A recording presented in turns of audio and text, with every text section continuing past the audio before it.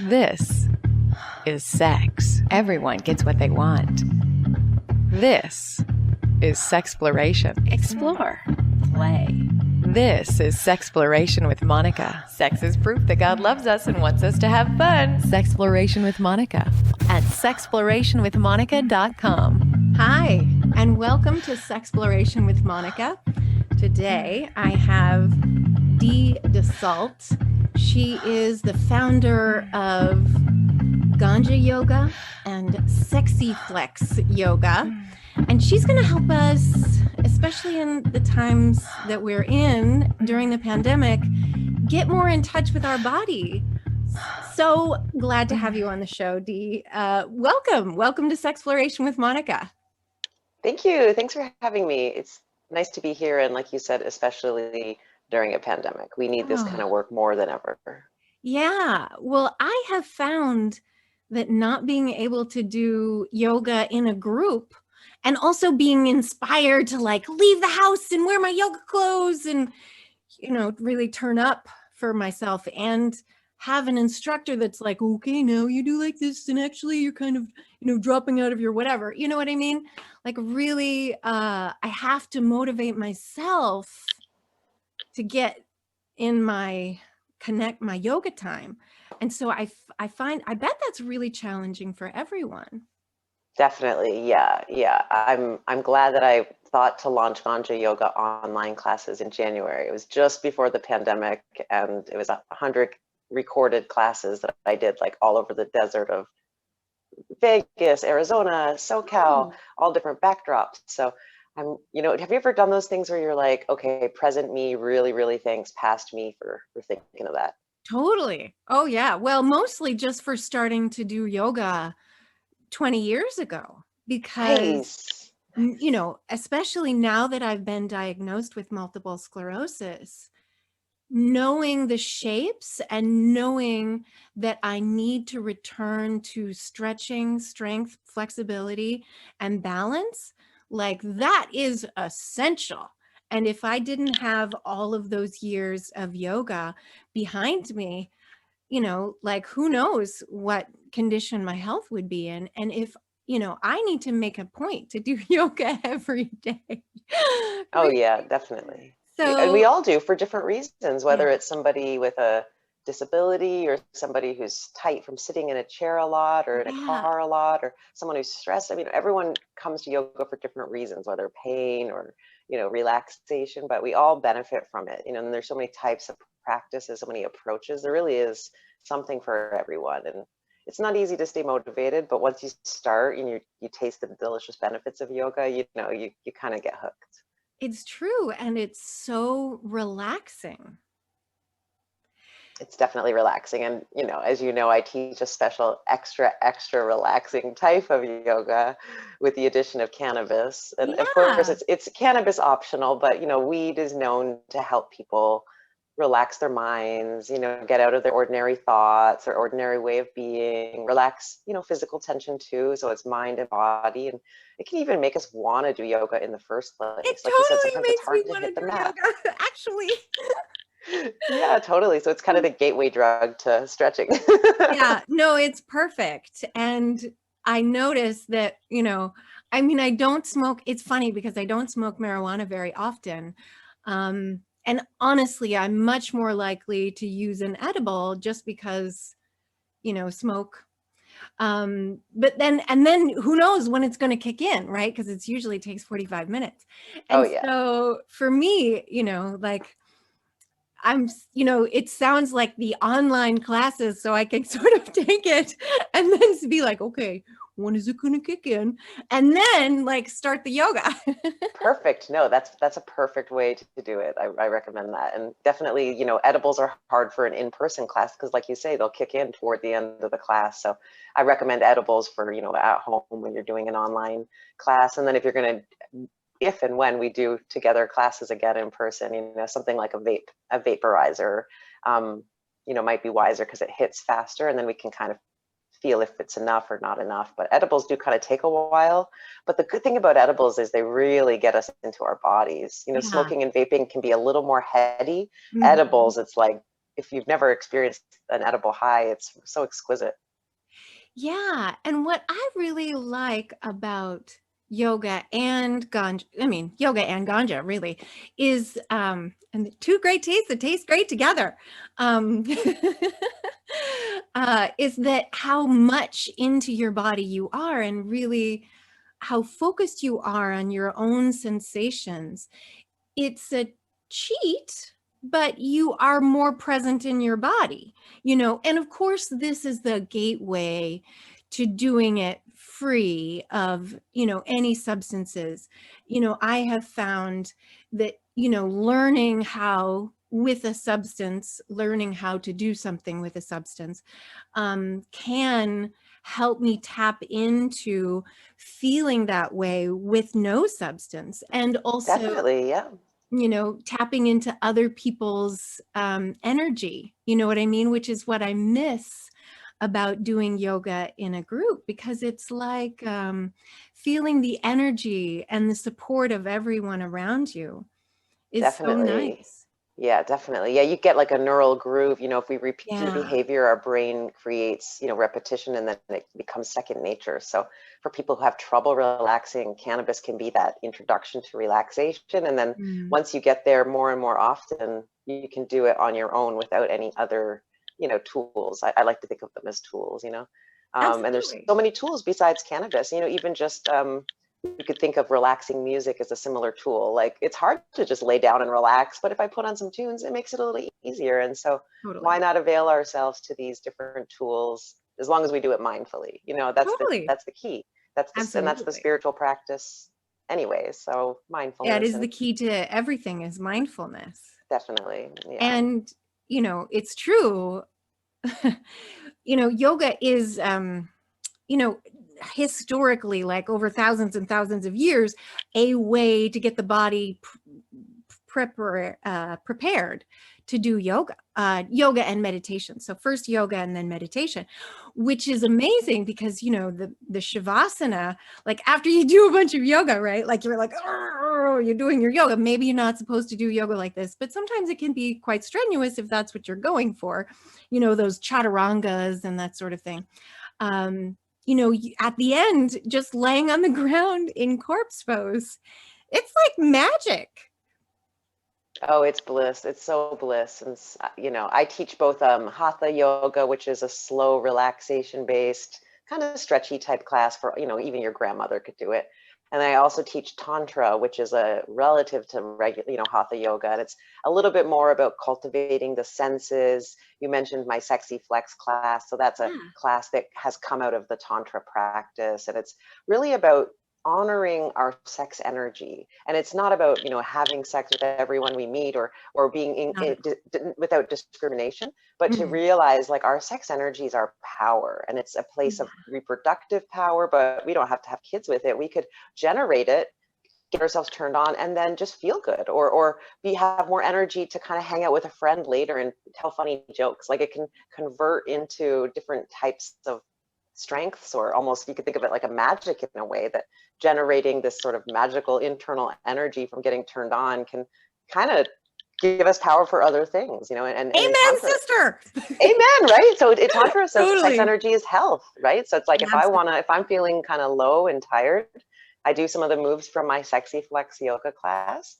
And, it doesn't always lead to masturbation or an orgasm or anything like that. It's just a couple hip movements. And I feel like, oh, I'm an animal. I'm tapped back into my body Yeah. and stopping to smell the roses. Well, and we can get so much tension and stress in our hips. I think not just from sexuality and sexual repression that we do find in our culture, not that that's not totally present, and we all need to address that somewhere. Like all of the ways that we were fucked up by our childhood upbringing. Maybe we should unpack that. But in any case, moving forward, like just sitting in chairs can like put a lot of stress and pressure on your hips and low back. And tell us about some of the moves that are in your Sexy Flex class. So yeah, we do, some of the more basic familiar moves you might recognize from yoga, like for example, cat cow, where you arch your spine one way and you arch the other when you really slow it down and start to feel like your body's moving through like sticky, slow honey, you gotta do it slow. Mm. You really feel every vertebrae and where your hips and spine are connected, and you can feel your pelvis and the skin of your genitals getting a stretch, and just tuning in and moving in this fluid way where you almost feel like maybe you're underwater, you're a piece of seaweed, and it's just, you kind of get into like a rhythm that's not some mental thing where you got to do it right. You got to have this perfect form. It's much more about almost like dancing and breathing and feeling, and it's really fun. Yeah, that does sound really fun. How can Yeah. people find, is that Sexy Flex class online? Yeah, so my that class I used to do in person, and I haven't converted it into a digital class since the pandemic, but I have another one up on my website, and it's actually a 12-hour Tantra introduction. And it's kind of funny that an introduction would take 12 full hours, but it's such a vast topic. I don't know, Tantra is some pretty deep stuff. Definitely. So it's got a sassy title. It's called Go Fuck Yourself. Hopefully F words are, yeah. No, I've already dropped an F-bomb. Like, Nice. So we're going to have to make it 18 plus, but it's okay. Once in a while. Wow. Yeah. So, it's got that sassy title just to be, but it's really about effing yourself, just to be real, mind, body, and soul. And, like it's about truly effing yourself on all levels. Right. And making that an act of love. Exactly. So it's kind of cheeky because what I mean is, of course, love yourself more. And, we talk about how Tantra doesn't have to include genitals. It's really about love. And like you said, healing, there's this whole section on healing childhood wounds and just all of the different conditioning that our society puts on us as kids and teens and throughout our life, anti-sex conditioning. Absolutely. And how we really need to look at that if we want to have bliss. Amen. And what to me is the most indicative feature of our sex negativity is the F word is like a horrible word that you could say. Like, and also the C word, see you next Tuesday. Like, why is that the worst word you could say? I mean, I think that fuck should be like a word of deep honor. Do you know? Like, totally. Fuck you. Totally. And I really do fuck you. Like, that's a super duper compliment. Totally. Exactly. No, exactly. It's a word of passion and our puritanical kind of, white culture doesn't like passion, right? Doesn't like, us using our sex energy for artistic and spiritual and healing purposes. They want us to kind of stay in the box and be capitalists. It's very rigid. Just get your pleasure from buying stuff. Exactly. Repress your sexuality and buy it on Amazon instead. I know. Just say no. And how successful is that guy right now? Ooh. Oh gosh, it's disgusting. So but treat people right. I know. But it's like, so when we remember, a lot of my clients, I'm a sex coach, right? They come to me and they say, I don't feel tuned in. I feel upset. I feel stressed out. I don't know what it is. I'm disconnected and shopping's not doing it for me. And they know it's because they're disconnected from their sexuality, but they don't know how to retune back in because we're losing it. We're losing connection. Sometimes it's just putting your hand on your heart and maybe one on your junk, even through your underwear, and just breathing. And kind of totally junk, not the junk. Totally, junk is good. Yeah, wherever you want to touch, and just to be. Yeah, exactly. And I use the word junk lovingly. No, because you can say it on TV. No, it's a very appropriate word. I mean, it just has the sex negativity that's part of our culture. Which I just like. Yeah, exactly. I know. Isn't that ironic, right? That you can say junk, but you can't say. And you can have like incredible violence on television, but you can't have sex. Oh gosh. So, that's beginning to unpack, some of the garbage in our culture around sexuality. Like, why is it okay?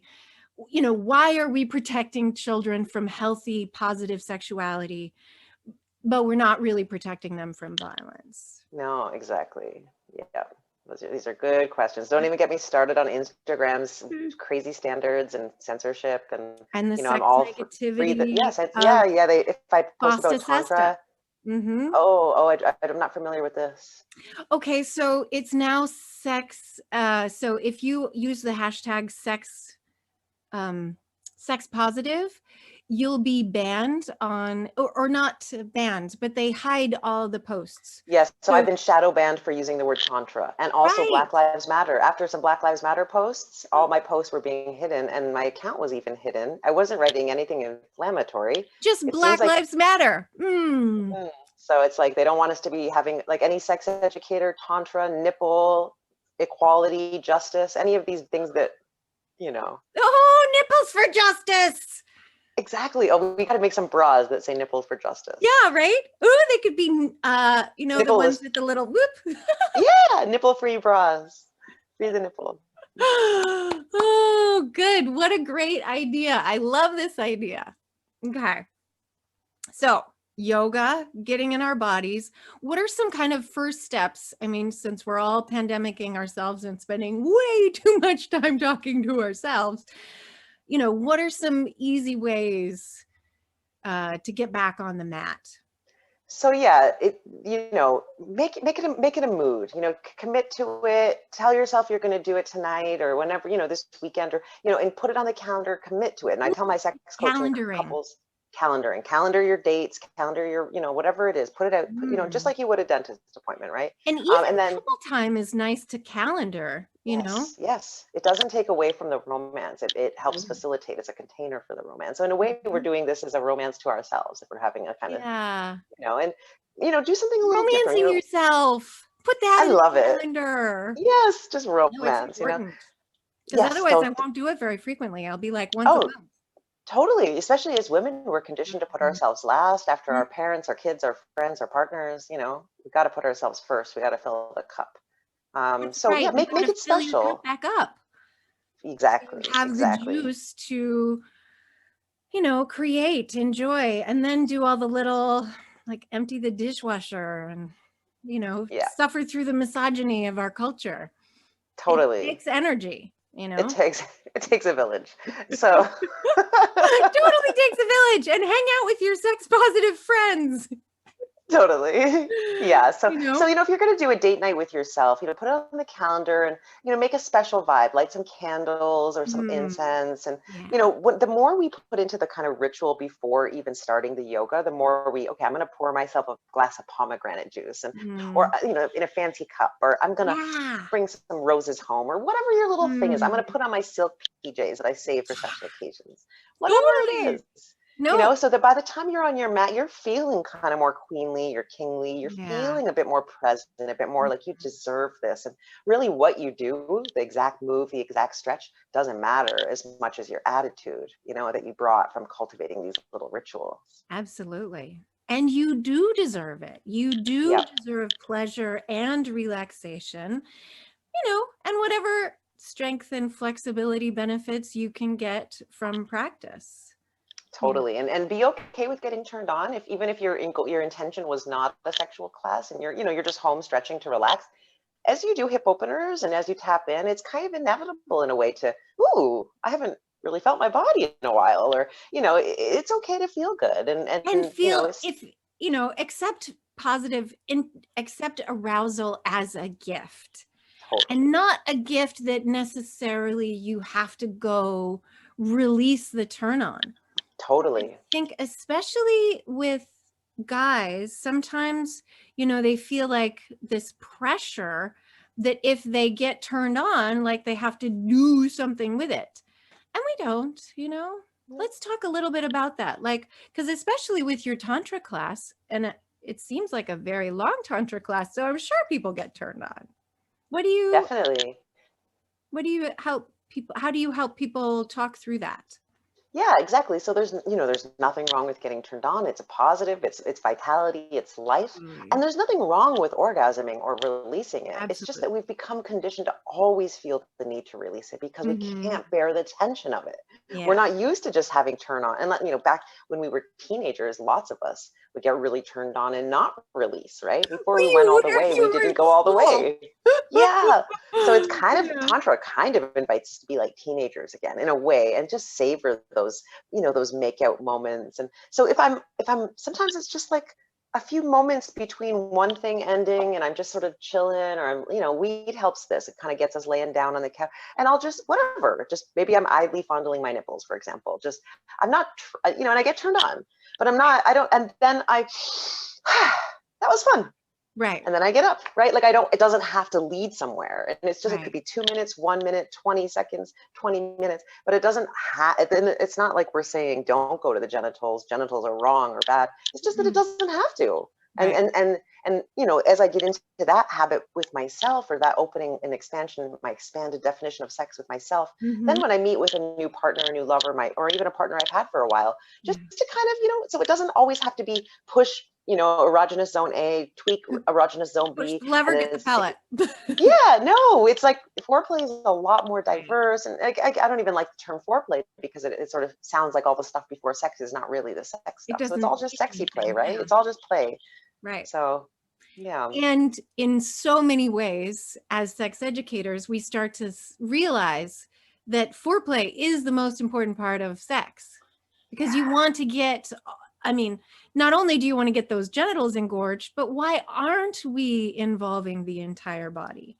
Like, why aren't we, okay, full body orgasm sounds great, but the way you get there is by acknowledging that your entire body is a kind of sex organ.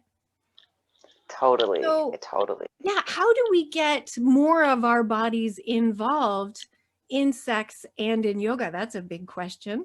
It's a big question. And I think like even basic yoga practices are going to help us get there, like mindfulness, right? If I can bring my awareness to my right index finger right now, like if your listeners can do that, if you can, it's like, okay, there's my right finger. Okay, that's pretty easy, because we are right. If you're right-handed, that's a pretty. Totally. What about my right Already big tingling. toe? That's even further away and kind of harder to connect to. Can I connect to my right big toe? And if not, no pressure, no judgment. What about my right knee or my right hip? And the ability to decide, I want to feel this part inside, and to do it frequently and deepen that inner awareness. Then we start to have it on more often. Awareness of the whole body. And then when my partner's, I don't know, touching anything on me, right? Giving me a foot massage. If I take all my awareness down to my feet, then my feet become just like my lips, as sexy, or my nipple, just as wow. Just as but honored. They're honored, right? But if I'm blocked, if I can't feel my feet, if I don't have a relationship to my body, then I'm not even getting the full benefit of that foot massage. So we really have to use mindfulness and presence, and when we notice, and meditation practice, and when we notice the mind wandering away during meditation, or during yoga, or during lovemaking or masturbation, we come back. Oops, I was thinking about what I'm going to eat for dinner. Oops, I was arguing with my sister in my head again. Oops, I was Great. I was worried about what I look like when I'm jiggling. Things like that, all of it. Right. So present day kind of concerns and distractions, or past and future based concerns, but just the more we do it in meditation and yoga, the more we'll do it in the bedroom. So meditation and yoga help. They're not designed to help sex. And sometimes when Westerners say, oh, this yoga is going to help your sex life, it's like, it will, but it's also such a bigger practice. It's a whole spiritual thing. We don't want to dilute that, but it will enhance your sex life. It really, really will. You don't have to come to yoga, because it also is a path towards enlightenment or funlightenment, especially sexy flex yoga or Ganja yoga or your Tantra class. Tell me a little bit more about that Tantra class. Yeah, so it's 6 recorded lessons, and each lesson is 2 hours long, and it's meant to be listened to at home, by oneself or with one's partner or friend. And it's clothing on, well, no, I shouldn't say it's clothing optional, but it's not a genital-based class. Right. It's everything. We do stroking our skin, we do moaning, all the I shouldn't say all the history, but a lot. The moaning helps you vibrate and then move energy through your chakras. Definitely. Sound vibration. Just it's just faking a yawn, like a shift, right? It's a mini. That's huge. I won't call it an orgasm, but it's something like an orgasm. It's a buildup of energy, and it feels so good to let go. And a release. So I think of a sneeze or a yawn as kind of like a mini orgasm. Mini-gasm. So moaning, when you eat your lasagna, or when you're getting into the hot tub or the bathtub, and just giving yourself that extra sound vibration will raise your pleasure. It's sort of biofeedback that you're telling yourself, oh, this feels good. And it's enhancing your own awareness that you're present to pleasure in this moment. So sounding, I'm a noisy person. Noisy eater, noisy lovemaker. Well, it's just, I can't help it. Well, and you are expressing the pleasure, which kind of not only is going to help your partner feel recognized and loved and appreciated, but also the vibration of the sound is a meaningful way of moving energy through our bodies. Definitely. I mean, definitely. You could help it. I mean, there is something hot about being like, okay, we're going to do this. We're going to pretend like we're teenagers and like be super, and that's going to like raise the vibration by like being like, ooh, we're teenagers. This is super hot. We're going to, oh yeah, like any limitation can mom be sexy. Mom is going to walk in on us totally. any second. Let's be as quiet as we can tonight, right? Just for fun, right? Or but like, any little game like that can right. be really fun, where you take one piece away. Or sometimes it's like, we have to keep our pants on, right? I'm going to keep my leggings on, and we're going to have as much fun as we can with my leggings on, right? And totally. That's the structure. And having these little containers or limitations, then we get creative within the container, right? Well, what creative thing can I do, instead of always the same, what we know is the formula for sex and foreplay that we see on porn. And I think it's great in many ways that porn is so common, and people are talking about sex, and I think there's so many positives, but it doesn't show a very diverse way of making love, right? It's kind of the same types of foreplay and the same amount of time spent on foreplay, the same types of sounds that you can kind of but real lovemaking is so much more varied, and it can be so much more spontaneous and weird, and someone will fart or giggle, or what I mean? It's real. People really do fart. Yep. Especially when you're sending more energy to your genitals. Totally. And you're relaxed and you're queefing or whatever. Yes, exactly. Thing. We have bodies. We are humans. Yep. And we're awesome. I love our bodies. I love being human. It's such a and finding ways to love our body, like our own body. Sometimes for women, that's super hard. Oh, definitely. Yeah. We had, and until we can learn to love ourselves and accept ourselves, it's really hard to take love in from someone else. So other people complimenting us, men compliment, or our lovers complimenting us, it's harder to receive that if we don't feel it ourselves. So whatever it takes, whether therapy, journaling, talking with friends, or books on, it's like, it's important to heal our, because society wants us to hate ourselves, then we'll shop more, right? So it's like an act of radical buy political more stuff. Yeah, it's political to love ourselves in a way, because we're not going to be as conditioned and brainwashed. So whatever it takes to heal, we all have childhood stuff, and we're all vulnerable, and it's a practice. It's not going to come right away. But even telling, as we put on our moisturizer, right, after I take a shower, something really basic and pragmatic. But if I just slow it down and think, I'm doing this for a goddess, right?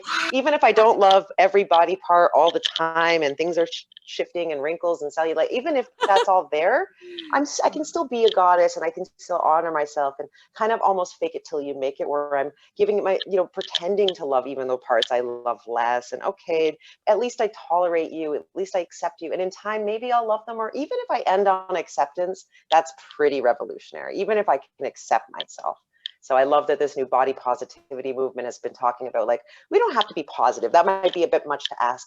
Let's accept ourselves. And then if we can be positive, even better. But, that's just, it might be setting us up, Oh, I'm so amen and a woman and everybody else to everything you're saying, Dee. Thank you so much for coming on Sexploration with Monika. Let's talk a little bit about how they can find Ganja Yoga online and all of the rest of your work. Nice. So yeah, so there's two main websites, Ganja Yoga and my name, Dee Dussault. So Ganja Yoga has, pre-recorded online classes. The 100-class library I mentioned has the teacher training if anyone wants to become like a certified Ganja Yoga teacher under my brand. So that's all under ganjayoga.com. My name, Dee Dussault, which I'm sure you'll have it spelt out somewhere because it's got that Frenchy. It's French and it has AULT at the end. Yes. It's okay to say salt or so, it doesn't matter to me, but that one's got my sex coaching practice and the Sexy Flex Tantra classes and all the new classes that I'll be adding. I'll be doing, I do a yearly Valentine's thing and just all these different, nice, lovely classes, because we got to keep the self-love up, especially in this time. So whether it's with cannabis or not, or whether it's with arousal or not, those are just the tools I like to offer and play with. However we can get there to love ourselves. That's what 2021 is really, really all about. Yes. I'm totally into that program. Let's make 2021 into having the self-love so that we can love everyone, because we do need to love everyone, especially with all the negativity that is happening right now. So let's acknowledge that, but then move forward with love and, if not positivity, at least accepting what is. Thank you so much, Dee Dussault, or Dee Dussault, for coming on Sexploration with Monika. It was such a pleasure to have you. Namaste. Thank you. Namaste.